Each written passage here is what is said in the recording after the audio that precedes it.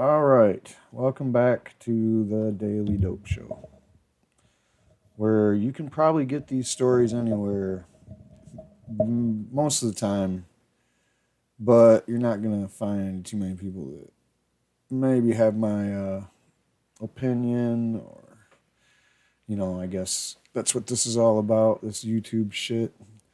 It's all about people, pretty much saying how they feel about things, and if their sentiments are widely felt, then they will gain in popularity over time. And I mean, the hope is that if somebody else is like-minded and thinks like me, then they can stumble across my channel and maybe find somebody that's kind of like preaching to the choir. We don't really have the choir yet, but we do have 600 viewers, and I'm pretty happy about that.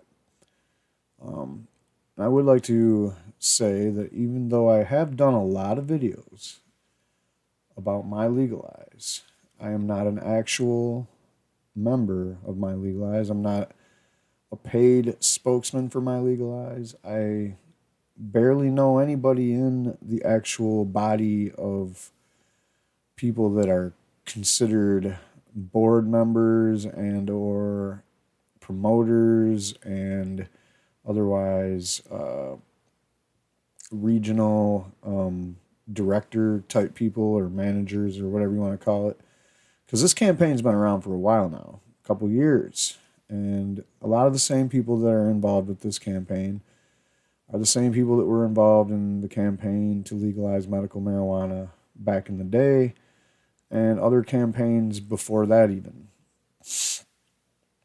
So now we have MILegalize joining forces with Michigan Regulate and Tax marijuana like alcohol, I think it was called at one time, or maybe that's what they're still called. But anyway, they joined forces, and like I said, I am not an affiliate of any of these organizations. I'm just some guy out there like everybody else that smokes weed. In Michigan, no less. I mean, I'm a medical marijuana caregiver and patient as well, so there's that.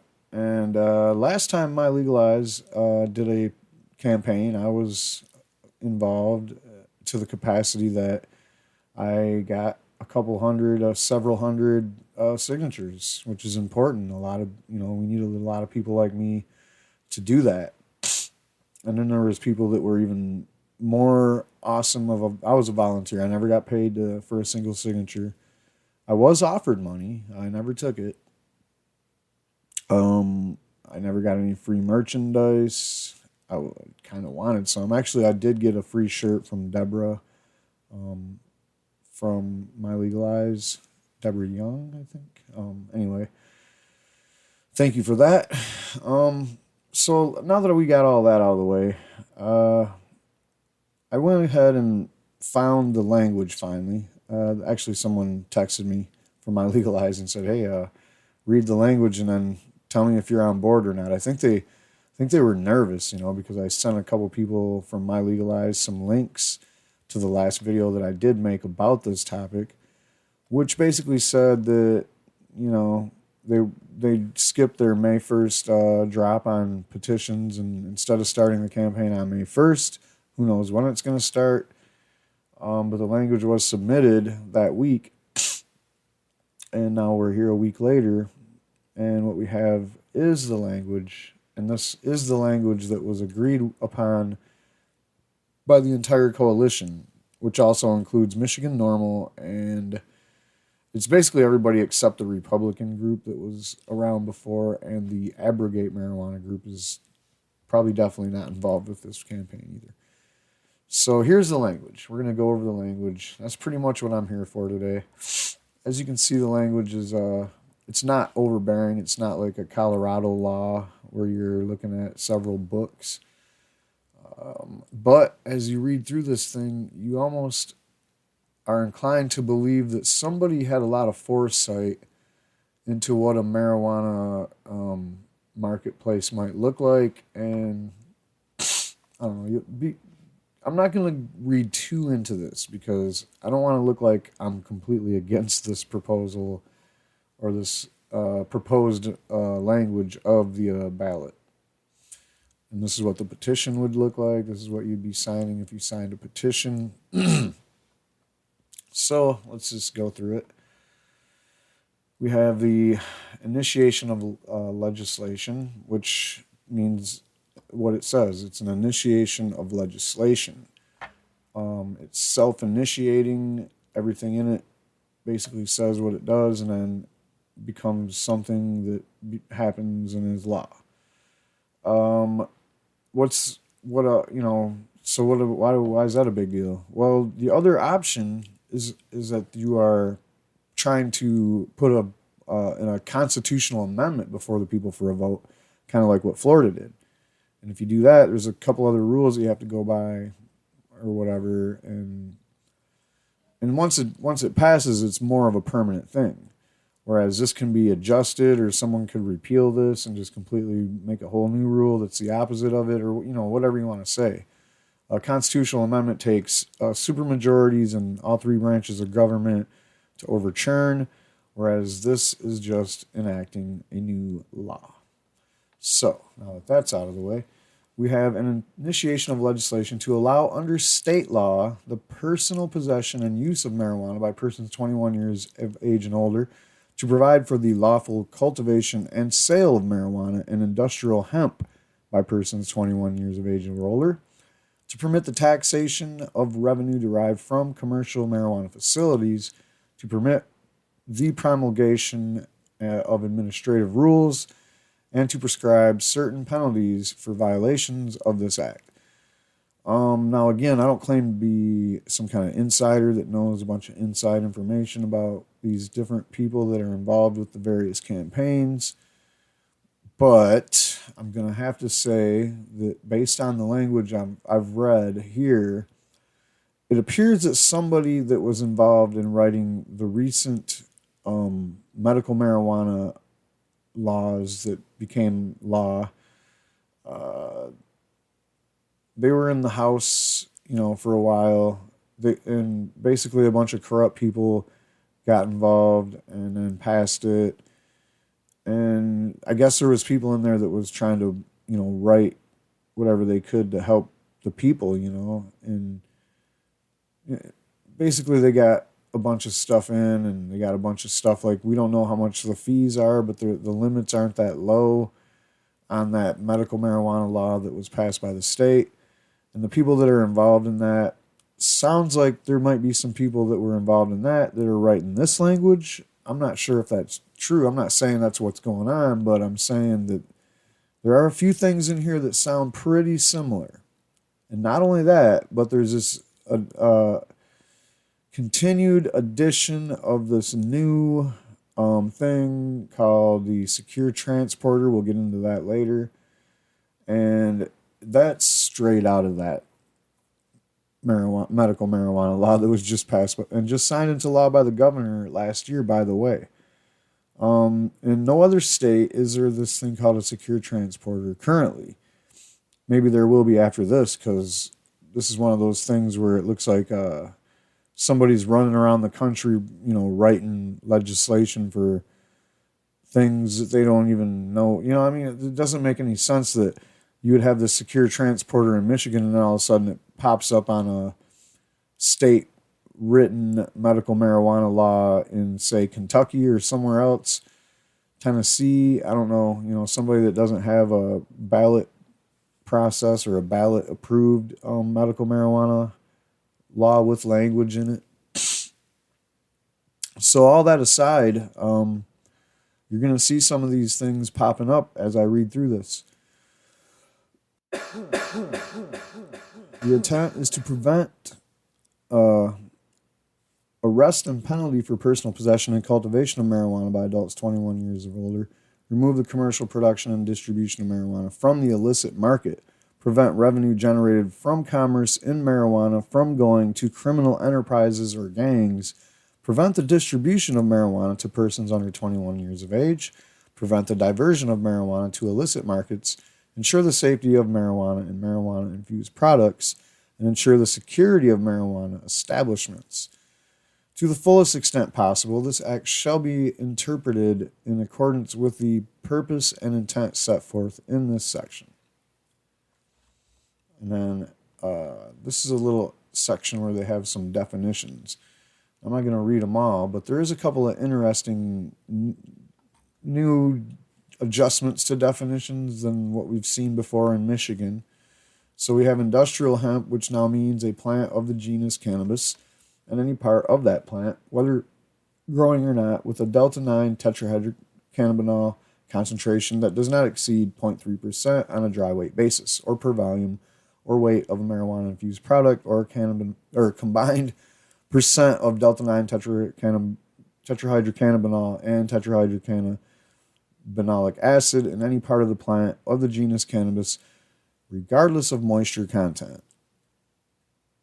In other words, it can't have any more than, less than 1%, less than half of 1% THC. And it can be considered hemp. All right, so that's pretty cool. Marijuana establishment means a marijuana grower, marijuana safety compliance facility, marijuana processor, marijuana micro business. We'll get into that later as well. Marijuana retailer. And then here we have the marijuana secure transporter, or any other type of marijuana-related business licensed by the department. Remember, that was what all these things are considered a marijuana establishment. Now we have this marijuana micro business, like I said, a new kind of thing here. Now this was in the old MILegalize language that I reviewed, I don't know, it was like a month ago when they dropped that or so. Marijuana microbusiness means a person licensed to cultivate not more than 150 marijuana plants, process and package marijuana, and sell or otherwise transfer marijuana to individuals who are 21 years of age or older, or to a marijuana safety compliance facility, but not to other marijuana establishments. It kind of sounds like a kickback to the people that are already accustomed to being able to grow, anywhere from 70 to 100 plants, because they were heavy growers in the medical marijuana situation that's already in Michigan. So could be something like that. There's more of that in here too. So here we go again with marijuana secure transporter. A marijuana secure transporter means a person licensed to obtain marijuana from marijuana establishments in order to transport marijuana to marijuana establishments. Basically, a drug smuggler by the federal government standards, I guess. A person means an individual, corporation, limited liability company, partnership of any type, trust, or any other legal entity. Citizens United style. And then you have this interesting term they define here as unreasonably impractical, which means that the measures necessary to comply with the rules or ordinances adopted pursuant to this act, subject to licensees, an unreasonable risk, or require such high investment of money, time, or any other resources or asset that a reasonably prudent business person would not operate the marijuana establishment. So basically saying, if you got some kind of a license fee or ridiculous, you want to make an ordinance that says you have to grow marijuana using, pigtail fluorescence only or whatever. Just something that would just be unreasonable or wouldn't even be able to pull it off. Then we have this part here. It talks about what this act doesn't really protect you from. You got your typical operating vehicles and stuff, transferring marijuana to people under 21, possessing it if you are under 21, stuff like that. And then you have separation of a plant resin by butane extraction or another method that utilizes a substance with a flash point below 100 degrees Fahrenheit in any public place, motor vehicle, or within the curtilage of any residential structure. So no protection or authorization, for that matter, for people to make BHO at home, or even it sounds like Simpson oil if you're using like real low flash, stuff like paint thinner or whatever. Now, I mean, it's not like this isn't addressing a problem that exists. Because in Michigan, you don't really hear about people blowing up their house too often unless it's involving a meth lab. All right. All right. So it doesn't protect cultivating marijuana plants if the plants are visible from a public space without the use of binoculars, aircraft, or other optical aids, or outside of an enclosed area equipped with locks or other functioning security devices, restrict access to the area. Similar to the rules already for growing medical marijuana. Possessing more than 2.5 ounces. So you kind of get some of your limits here of marijuana within a person's place of residence unless excess marijuana is stored in a container or area equipped with locks.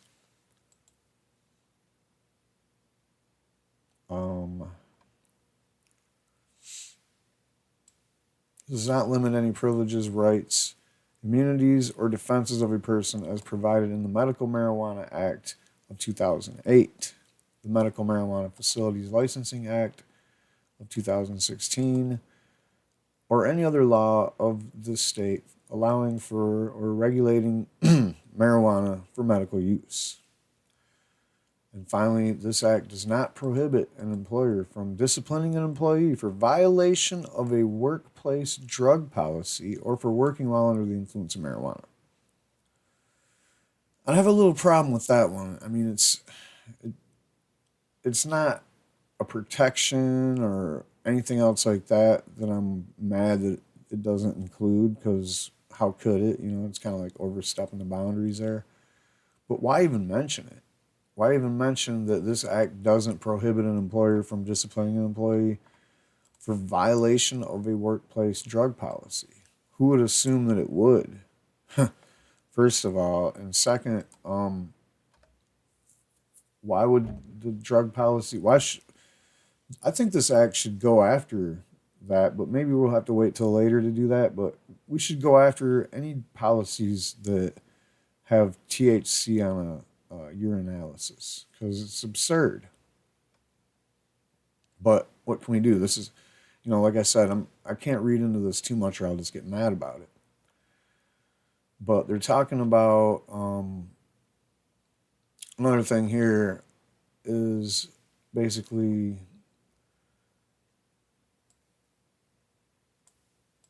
right here. This act allows a person to prohibit or otherwise regulate the consumption, cultivation, distribution, processing, sale, or display of marijuana or marijuana accessories on property that the person owns, occupies, manages, except that a lease agreement may not prohibit a tenant from lawfully possessing and consuming marijuana by means other than smoking.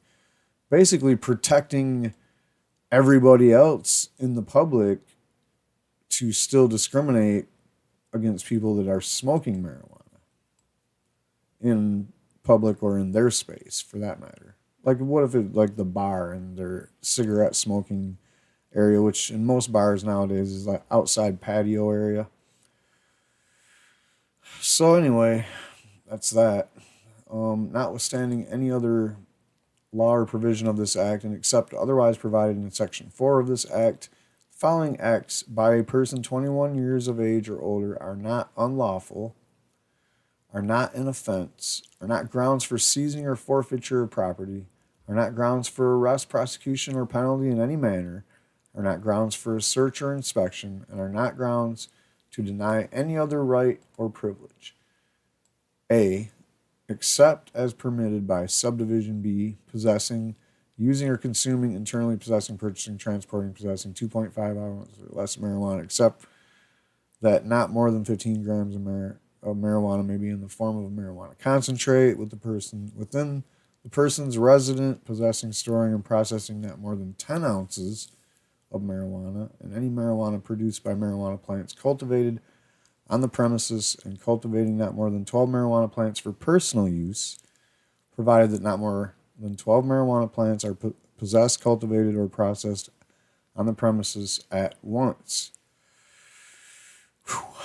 Assisting another person who is 21 years of age or older in any of the acts described in this section, and giving away or otherwise transferring without remuneration up to 2.5 ounces of marijuana, except that not more than 15 grams of marijuana may be in the form of marijuana concentrate, to a person 21 years of age or older, as long as that transfer is not advertised or promoted to the public, notwithstanding any other law or provision of this Act except for otherwise provided in Section 4 of this Act, to use, manufacture, possession, and purchase of marijuana accessories by a person 21 years of age or older, and the distribution or sale of marijuana accessories to a person 21 years of age or older is authorized but not unlawful, and is not an offense, is not grounds for seizing or forfeiting property, is not grounds for arrest, prosecution, or penalty in any manner, and is not grounds to deny any other right or privilege. A person shall not be denied custody or a visitation with a minor for conduct that is permitted by this Act, unless the person's behavior is such that it creates an unreasonable danger for the minor that can be clearly articulated and substantiated. I'm pretty sure nobody's going to get so stoned on marijuana that they're going to be dangerous to be around. It's never happened before that I know of. Here we go with something in red, whatever. I don't really know what that means. I was going through this pretty fast. So, except as provided in Section 4, a municipality may completely prohibit or limit the number of marijuana establishments within its boundaries. Individuals may petition to initiate an ordinance to provide for the number of marijuana establishments allowed by within the municipality, or completely prohibit marijuana establishments within a municipality. Listen up, Oakland County, before you start yelling about legalizing marijuana being dangerous and pot shops everywhere.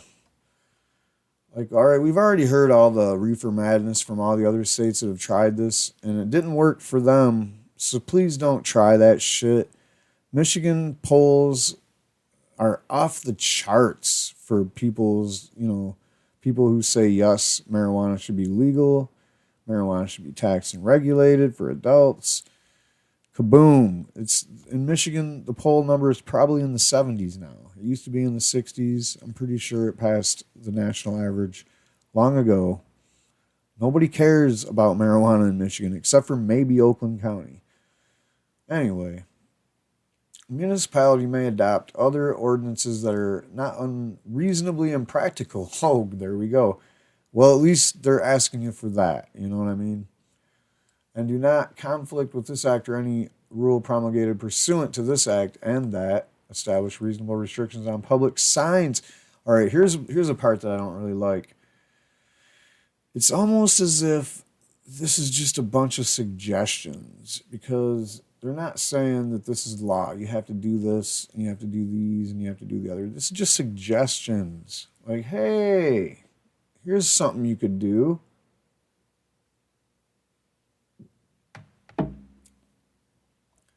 Establish reasonable restrictions on public signs related to marijuana establishments. That's kind of interesting.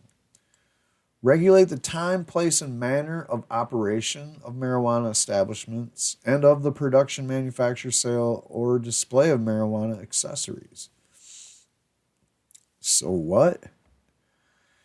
What is all this micromanaging coming right from the bill? I don't understand this, man. Authorize the sale of marijuana for consumption in designated areas that are not accessible to persons under 21 years of age, or at special events in limited areas and for a limited time.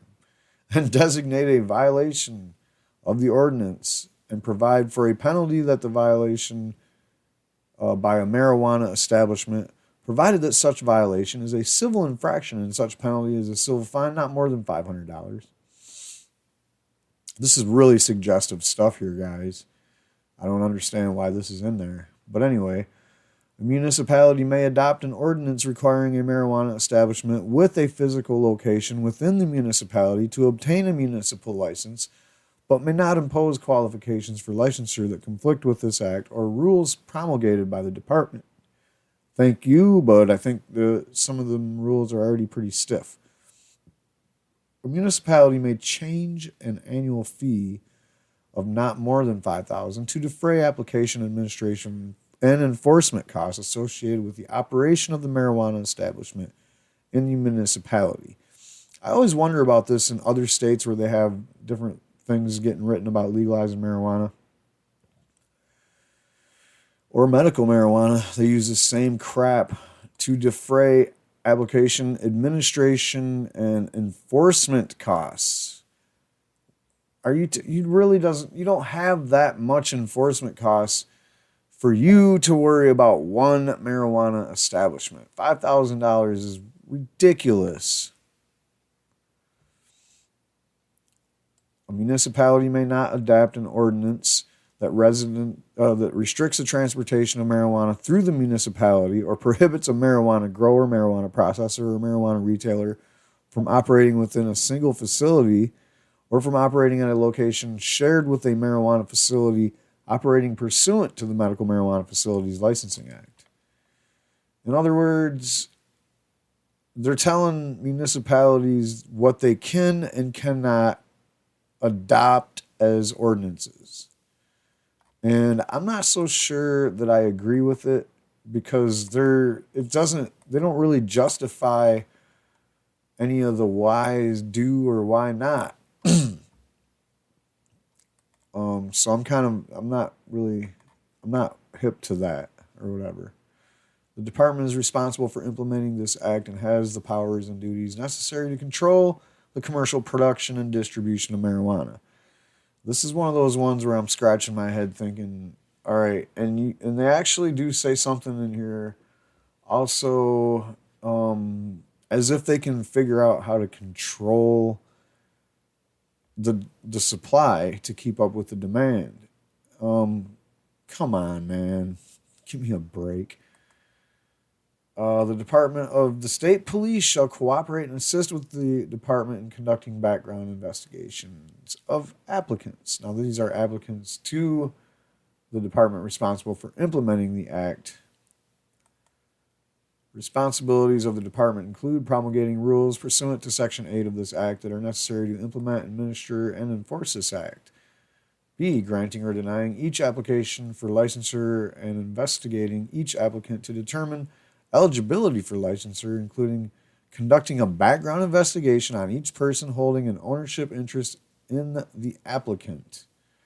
Ensuring compliance with this act and the rules promulgated thereunder by marijuana establishments by performing investigations of compliance and regular inspections of marijuana establishments, by taking appropriate disciplinary action against a licensee, including prescribing civil fines for violations of this act and rules, and suspending, restricting, or revoking a state license, holding at least public meetings each calendar year for the purpose of hearing complaints and receiving the views of the public with respect to administration of this act, collecting fees for licensure and fines for violations of this act or rules promulgated thereunder, depositing all fees collected in the Marijuana Regulation Fund established by Section 14 of this act, and remitting all fines collected to be deposited in the general fund, and F, submitting an annual report to the governor covering the previous year, which report shall include the number of state licenses of each class issued, demographic information on licensees,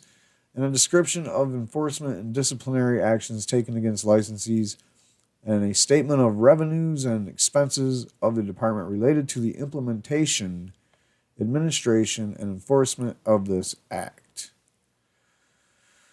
That was a mouthful, but that's what the department does. And yeah, they do background checks if you want to get one of those coveted licenses. Anyway, so the department shall promulgate rules to implement and administer this act pursuant to the Administrative Procedures Act of 1969, blah, blah, blah, blah, blah. And it goes on to talk about procedures for issuing licenses, scheduling of fees, not to exceed the necessity of payment for implementation, administration, and enforcement costs again. Because, we know it costs so much for them to make sure you're complying.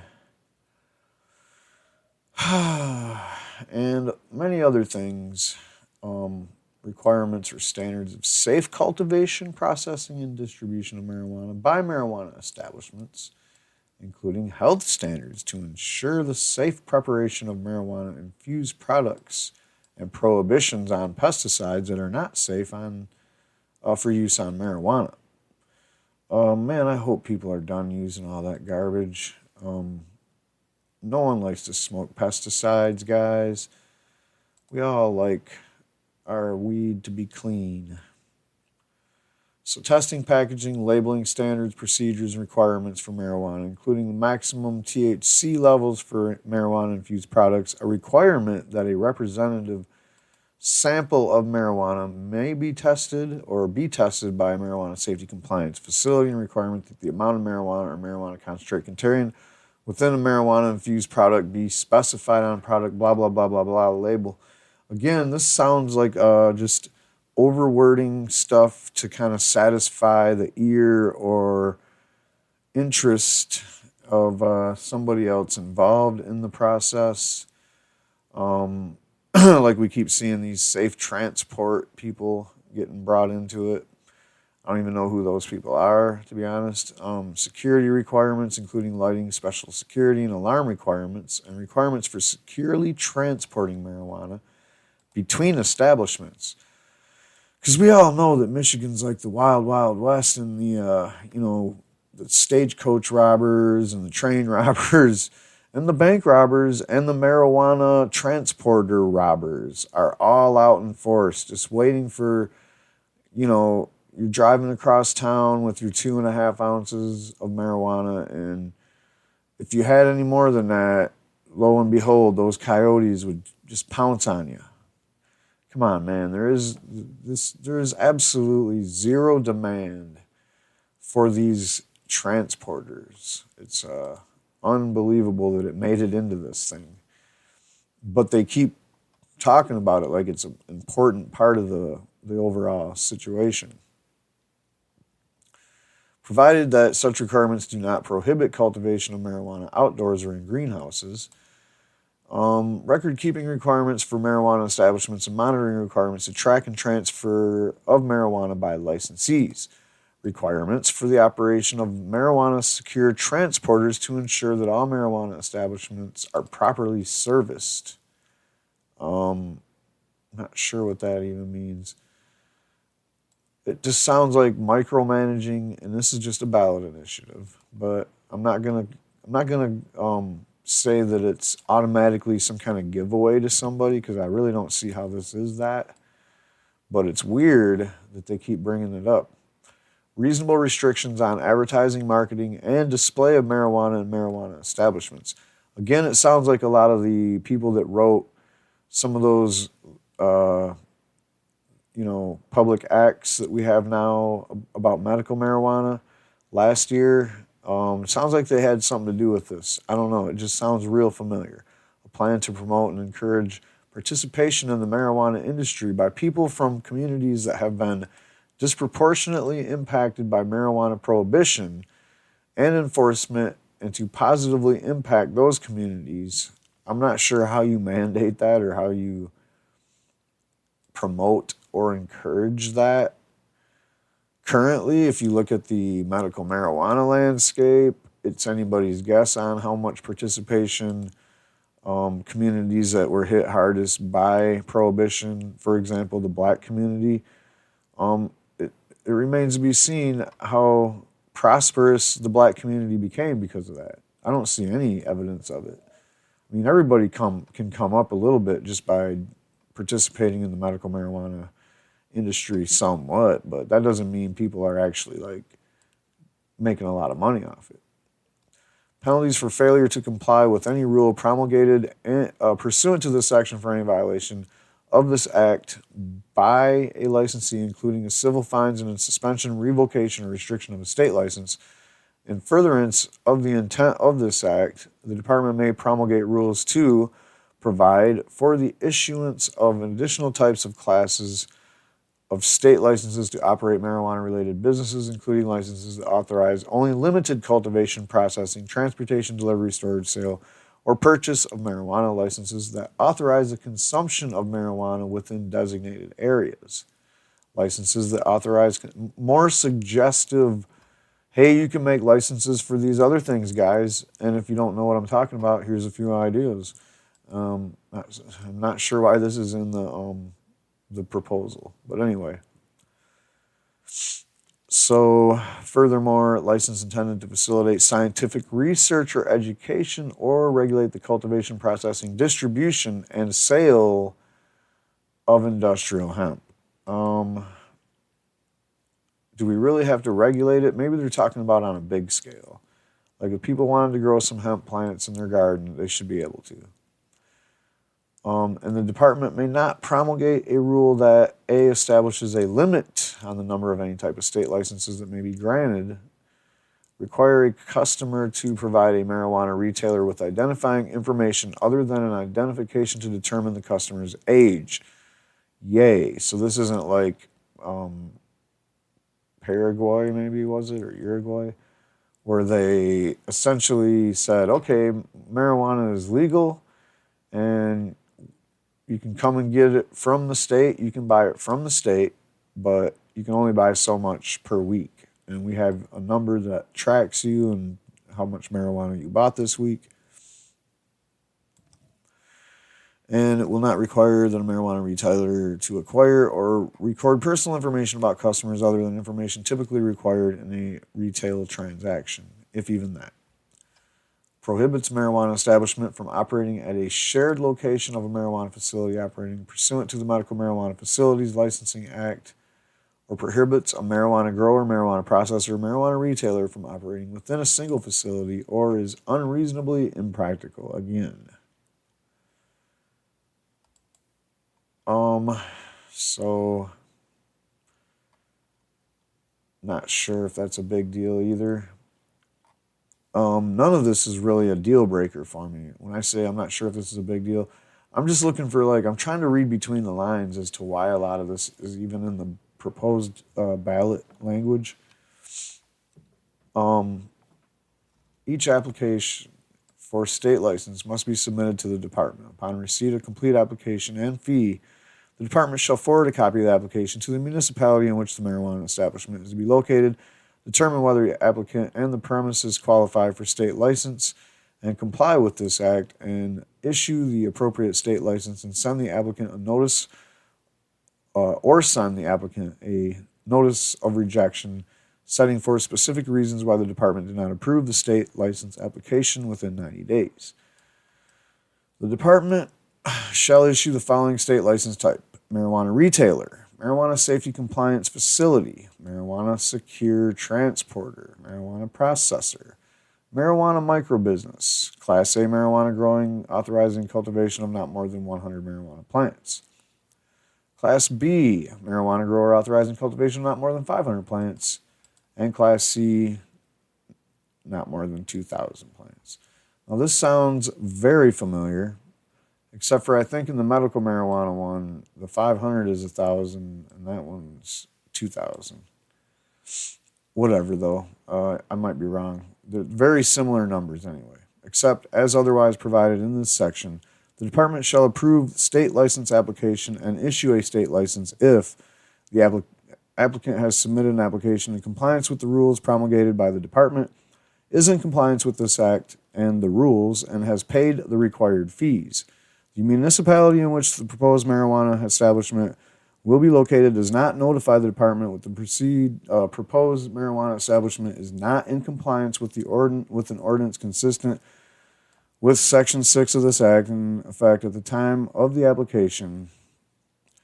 The property where the proposed marijuana establishment is to be located is not within an area zoned exclusively for residential use and is not within 1,000 feet of a pre-existing public or private school providing education in kindergarten or any of the grades 1 through 12. Unless the municipality adopts an ordinance that reduces this distance requirement, no person who holds an ownership interest in the marijuana establishment applicant will hold an ownership interest in both a marijuana safety compliance facility or in a marijuana secure transporter or a marijuana grower, marijuana processor, marijuana retailer, or a marijuana microbusiness, will hold an ownership interest in both marijuana microbusiness and marijuana grower, marijuana processor, marijuana retailer, marijuana safety compliance facility, or a marijuana secure transporter, and will hold an ownership interest in more than 5 marijuana growers or in more than one marijuana microbusiness, except that the department may approve a license application from a person who holds an ownership interest in more than 5 marijuana growers or more than one marijuana microbusiness if, after January 1st, 2023, the department promulgates a rule authorizing an individual to hold an ownership interest in more than 5 marijuana growers or in more than one marijuana microbusiness. I have no idea what the hell that's all about. I encourage you to read this yourself. I mean, it kind of reminds me of in the Bible where they talk about how all the families became what they were or whatever. I don't know. It's just confusing. It sounds like you're just talking in circles.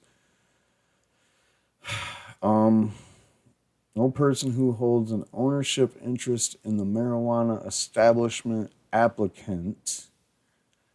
That's the key phrase here. It's like you're talking about investors, I think. I don't know.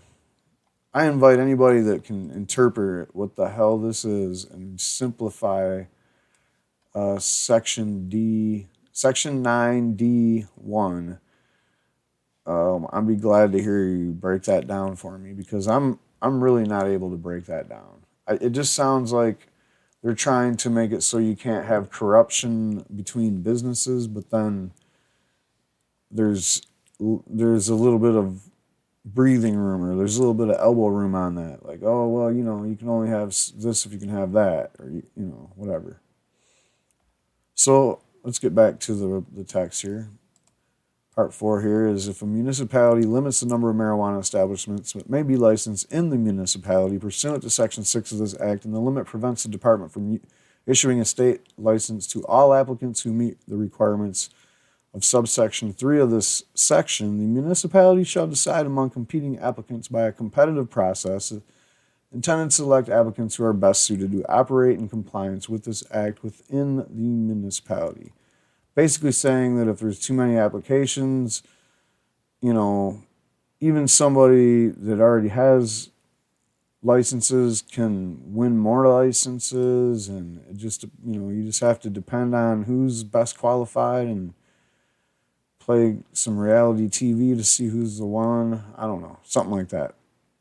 Hunger Games. Anyway, all state licenses are effective for 1 year unless the department issues a state license for a longer term. State license is renewed upon receipt of a complete renewal application and renewal fee from any marijuana establishment in good standing. The department shall begin accepting applications for marijuana establishments within 12 months after the effective date of this act, except as otherwise provided in this section. For 24 months after the department begins to receive applications for marijuana establishments, the department may only accept applications for licensure for Class A marijuana growers or for a marijuana microbusiness or for persons who are residents of Michigan.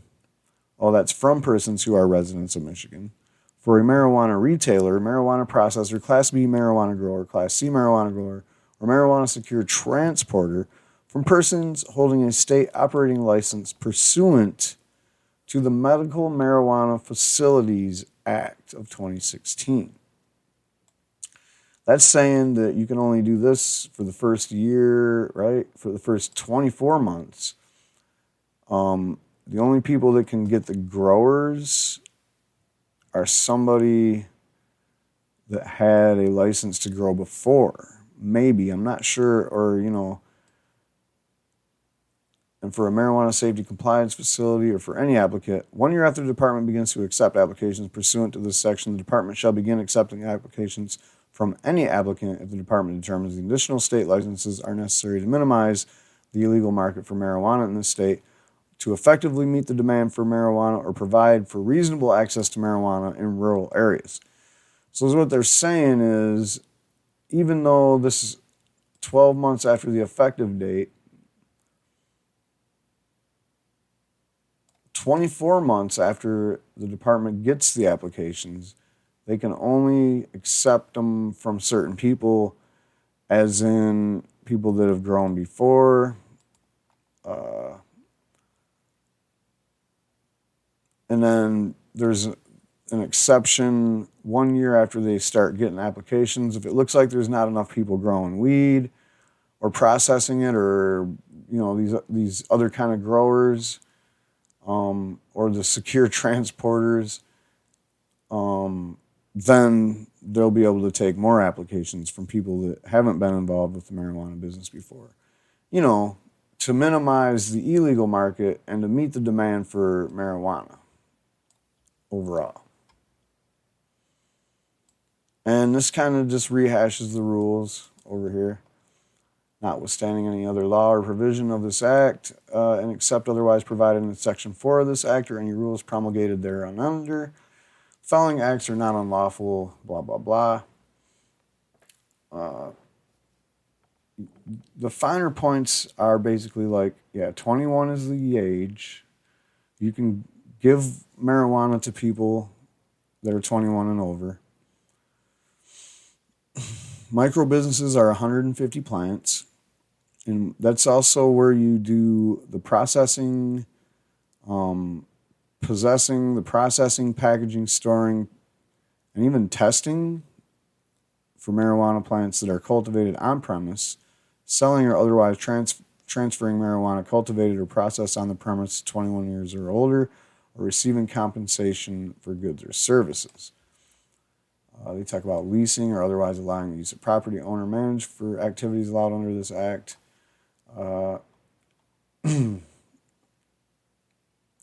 So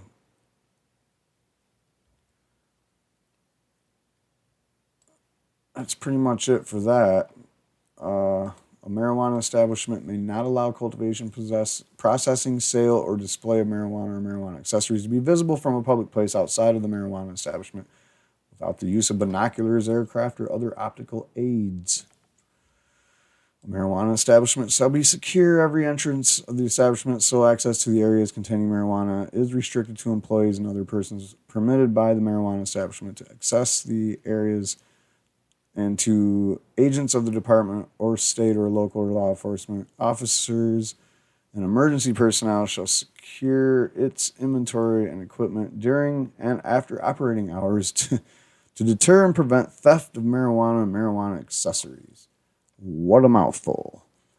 All that saying, hey, just like everybody else in the world, lock your shit up before you go home. Come on, man. Why is this in the law? No marijuana establishment may refuse representatives of the department the right during hours of operation to inspect the licensed premises or audit the books and records of the marijuana establishment. No marijuana establishment may allow a person under the age of 21 years of age to volunteer work for the marijuana establishment. Boo-hoo. No marijuana establishment may sell or otherwise transfer marijuana that was not produced, distributed, or taxed in compliance with this act. No pinching, Pinkman. A marijuana grower, marijuana retailer, marijuana processor, marijuana microbusiness, or marijuana testing facility or agents acting on their behalf may not transport more than 15 ounces of marijuana or more than 60 grams of marijuana concentrate at one time. But guess who can? The transporter. A marijuana secure transporter may not hold title to marijuana. No marijuana processor may process, and no marijuana retailer may sell edible marijuana-infused candy in shapes or packages that are attractive to children or that are easily confused with commercially sold candy that does not contain marijuana. A few other just kind of basic rules here. No marijuana establishment may sell or otherwise transfer tobacco. In addition to all other taxes and excise tax is imposed on each marijuana retailer and on each marijuana microbusiness at the rate of 10% of the sales price for the marijuana sold and otherwise transferred to anyone other than a marijuana establishment. That sounds low. I didn't really look too much into the taxation part of it, to be honest. It sounded a little bit less confusing than the original MILegalize language because it wasn't trying to tax you by how many ounces or whatever. I'm pretty sure. It was weird. Anyway.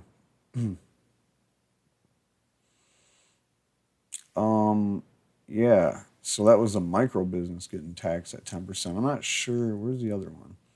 Well, anyway, there's another thing about what they're going to do with the money. And apparently they got 20 million annually for a couple years going to one or more clinical trials that are approved by the United States FDA and sponsored by a nonprofit organization or researcher within an academic institution researching the efficacy of marijuana in treating the medical conditions of United States armed service veterans and preventing veteran suicide. Why don't you just come out and say PTSD, and why does it always have to just be about the veterans? Anyway, as you break it down, we have 35 and 35, that's 70, and then you got 30, that's 100%. So 15% of the money from the taxes will go to municipalities in which a marijuana retail store or marijuana microbusiness is located, allocated in proportion by the number of marijuana retail stores and marijuana microbusinesses within that municipality. I'm guessing so they can hire more cops to, handle all this enforcement. They keep talking about 15% to counties in which marijuana retail store or marijuana microbusiness is located within the county. 35% to school aid fund to be used for K through 12 education. 35% to the Michigan Transportation Fund to be used for the repair and maintenance of roads and bridges. So Snyder gives his tax break to his billionaire buddies, and corporations like Nestle get kickbacks instead of having to pay for water. And in the end, the marijuana tax is going to be what we'd use to fix these potholes and fix the roads and bridges that are crumbling in Michigan. I don't have a problem with that, but it's not going to be enough. I don't see any of this going to Vice, you know what I mean? Or people always talk about the social costs of marijuana. Oh, the social costs, when marijuana gets legalized, all this stuff's going to happen. No, it's not. Because marijuana, smoking doesn't explode in numbers. The amount of people in the population that smoke marijuana doesn't dramatically increase. What ends up happening is the same amount of people smoke it. Not as many younger people smoke it for some reason. And people come out of the closet about the fact that they smoke it.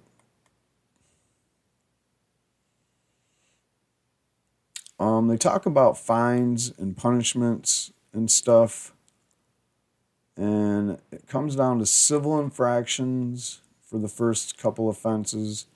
And eventually, though, you can get a misdemeanor and your $1,000 forfeiture of the marijuana. Yeah, I don't know. You're talking about people that are under 21. Of course, you're going to get your marijuana forfeited. Now, a person that is over 21 shouldn't have to worry about that. Shouldn't have to worry about any of this if it's legal. Whew. Sorry. I'm trying to find anything else in here, guys. I'm just looking through real quick. I don't like any of these penalties, but they're better than what we're working with now. So if a person's less than 18 of age, by the fine not more than $100, it's just basically juvenile punishment guidelines. They're not exactly the worst things you could possibly face, but, it's continuously slapping someone on the wrist for something that really isn't that bad. If it was alcohol, I wouldn't say this. Marijuana is like, okay, quit doing it, quit doing it, quit doing it. How many more times are you going to turn blue in the face telling someone to quit smoking weed? It's not possible, man. I don't care how old they are. I started smoking weed when I was 9. The department does not timely promulgate rules as required by Section 8 of this act. Now, they did this with MILegalize, had this kind of thing, and so did the original 2008 medical marijuana. Basically saying that if you don't get it together and have the licenses ready for people, well, they're going to be able to submit them anyway, and you're going to have to look at it. You're going to have to grant them the license. And their disclaimer about federal law at the bottom, finally. And that's pretty much it. What do I think about it? Well, I'll tell you what. I'm not disappointed about it. I like what I've read. It's everything I expected it to be.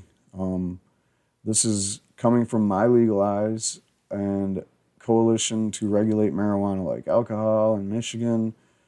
And basically, it's a regulation package. And it's got a lot of oversight. It's got a lot of extra things going on and things that I would almost consider suggestions, if you will, to local municipalities. And it attempts to make it so marijuana is not a crime. And that's kind of the most important thing, really. But it also does make a lot of rules around it.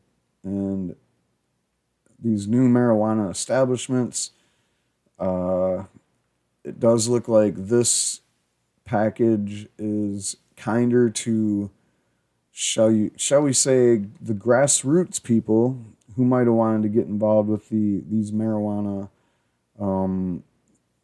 facilities, whether it be in the medical marijuana realm or in this realm here. I mean, it just sounds so much like the public acts that made dispensaries and concentrates legal in Michigan, basically the Medical Facilities Act.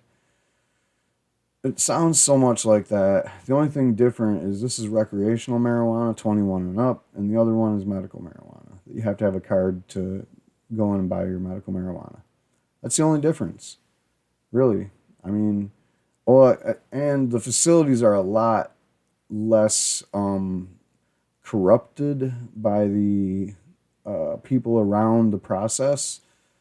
I give it obviously the one that we're talking about, the Medical Marijuana Facilities Act. Oh, come on.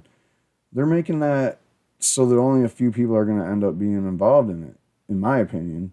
And I've seen an article that just came out today talking about how there's these rich investors that are about to spend millions of dollars on a medical marijuana facility in Michigan. I think it's Canton, if I'm not mistaken.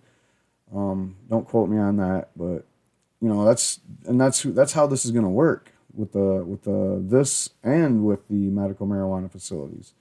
But at least with this, there's a couple of protections, shall we say, for the people that have already been involved with the growing and processing and distribution of marijuana under the original 2008 Medical Marijuana Act. There is a little bit of lookout for them in the language. There's no denying it. But the money is another issue. Like the licenses have maximums, whereas the other one don't. The Medical Marijuana Facilities Act doesn't have the limits. And as you've seen with the local ordinance in Lansing, there's $100,000 to get a license. That doesn't sound like the people that are in the grassroots that have fought for marijuana legalization for the last 40 years in Michigan were getting a piece of that pie. In fact, we know that they're not. We know the people getting that pie are a bunch of corrupt people that are in the government, or they were in the government, or they were lobbyists, or they are now,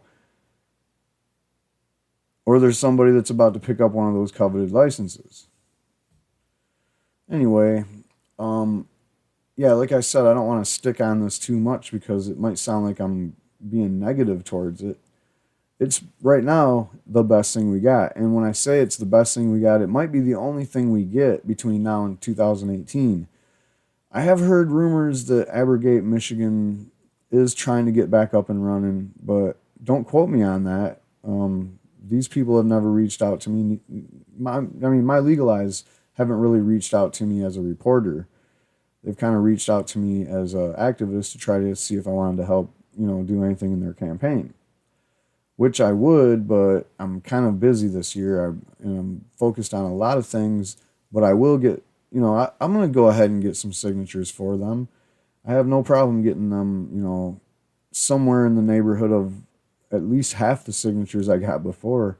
And this won't even be with trying because now they have these out before, all the stuff goes on all summer long. they need to get a lot of signatures. They get 6 months, and you got to get a 250,000 signatures in 6 months. That's what it's like in Michigan right now.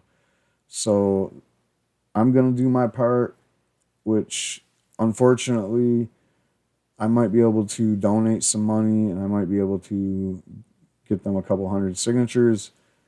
Um, it sounds petty and it sounds like not very much, but I know if there's a lot of people out there like me, that's going to be a big chunk of what they need. And they also do have money. The coalition came together, and that created a nice pool of money to help with the campaign. But besides that, they are talking about raising more money. You see the donate button. They're having fundraisers all over the state starting this week actually. The one in Genesee County is on Thursday. It's kind of, I'm not sure if it's a fundraiser or just a meetup to discuss when the petitions will be available, or if they will actually be available then. I might have to do an update on Thursday to let you know what happened there, if I even went. And other than that, that's basically it. I don't want to spend too much more time on this because now I'm over an hour. But that was the language, and I'm going to say that I'm pretty happy with it. It's basically what I expected to see. There's no provision in here to the police, like a lot of the other things I've seen around the country. When I compare this to other legalization platforms around the country, I gotta say it's one of my favorite. And it could be better. Is there areas where it could be better? Yes. Could it be less wordy? I think it could be. But other than that, it's one of the better platforms that I've seen. And I invite anybody that wants to argue with me or to correct anything I might have said about the proposed language. Whatever your thoughts are, tell me below if you got something to add to this, because I'm interested. This is what we got, Michigan, and if we succeed in getting the 250 some odd thousand signatures in 6 months, this will be on the ballot in 2018, and without a doubt, it's going to pass. If this makes the ballot, this language I'm looking at here will have no problem passing. I mean, Michigan is ready. It's as ready as it has ever been. And so that was it. And I encourage anybody to go ahead and go to MILegalize.com, and you'll see a link to it, or 2018 _proposal _language. And I encourage you to download it or read it yourself. Look at the finer points that I highlighted here today, and see if that's what you want to be involved with, and hit that volunteer button if you want to get involved. It's not that hard to do. Their campaign is set up pretty good this time. Way more social media inclined. Way more people on the ground getting a hold of each other and reaching out. It's so far, I think their campaign is off to a really good start. And we'll see how the launch goes when the petitions hit the floor.